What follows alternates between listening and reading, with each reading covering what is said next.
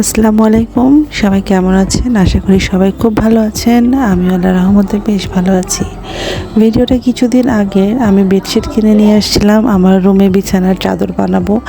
তো আমার যেহেতু বেডটা অনেক বড়, তো আমার নর্মাল চাদরে হয় না আর কি। তো স্পেশালভাবে বানানো আমার শাশুড়ি আম্মুর এটা গিফট আর কি। তো যেহেতু নর্মাল চাদরে হয় না, আমাকে অনেক বড় কাপড় এক্সট্রাভাবে কিনতে হয়।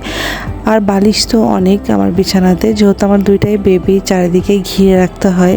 তো ছোট বড় মিলে প্রায় 8টা 9টার মতন বালিশ আছে আমার বিছানাতে, গোল বালিশ ছোট বালিশ। তো সবগুলো বালিশ মিলে আমি বিছানাটা ঘিরে রেখেছি যাতে বাচ্চাদের পরে আঘাত না লাগে। তো এতগুলো বালিশের কভার আমি দর্জিকে কখনোই দিই না। আমার বেডশিটের বালিশগুলো আমি নিজেই তৈরি করি, আমার বেডের বালিশগুলো। তো আমি রাত্রে কেটে নিলাম, কেটে এখন আমি সবগুলো নিয়ে বানাতে চলে এসেছি। আর একটু একটু করে সময় নিয়ে, যেহেতু আমি একদিনে সেলাই করতে পারি না, খুব সময় নিয়ে আমি একটু একটু করে সেলাই করি আর কি।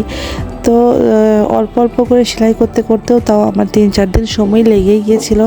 তো এই তো সেলাইগুলো আস্তে আস্তে করে কমপ্লিট করলাম, কারণ সবগুলো বালিশের ডিজাইন তো সেম না।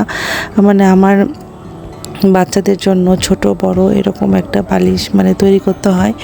তো যাই হোক, সবগুলো বালিশ আমি খুব ধীরে ধীরে রেডি করে নিলাম, এবং এখন আমি এগুলো সব রেডি করার পর আমি আমার বেডে এখন এগুলো বিছাবো, তারপরে আপনাদেরকে দেখাবো যে আসলে কেমন লাগে। তো এই তো পুরো বেডে আমি বালিশটা সেট করে, বেডশিট সেট করে একদম বিছিয়ে নিলাম। আর এই দেখেন, ছোট বড় মিলে অনেকগুলো বালিশ থাকে আমার বেডে, যার জন্য অনেক সময় লেগে যায় আর কি।